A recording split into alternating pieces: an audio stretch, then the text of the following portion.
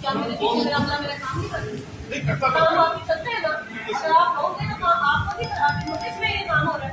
آپ نے بک کیا ہے, جو بھی کیا ہے, خالی ریکارڈ بکنگ ہوئی ہے, وینیو ڈیسائڈ ہوا ہے. دوسری بات صفائی کا نیچے دیکھیں. چلے صفائی تو اب ایک سیکنڈری نوعیت کی بات ہوگی, وائلیشن کی بات. آپ کو مجھے کتنی سختی ہے؟ جی نہیں, پھر ہم سیل کر دیتے ہیں. اور دو دن بعد میری شادی ہے, مہربانی کریں ذرا. جی میم. یہ فنکشن ختم ہوتا ہے نا, جی سیل کر میڈم, آپ کی مہربانی.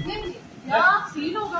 آپ جرمانہ کرتے ہیں, جرمانہ 10 لاکھ سے کم نہیں ہوگا. نہیں یہ زیادتی ہے. 10 لاکھ سے کم نہیں ہونا. یا ہال سیل ہوگا, پھر آپ کے فنکشن خراب ہوں گے. اور میں نہیں آپ کی چاہتی. مہربانی ہے, میری شادی میں بتا دو, آپ کی آپ مہربانی. بات اور میٹنگ کو کیوں لا رہے ہیں درمیان میں؟ میں کہوں میری دیکھو یہ چلے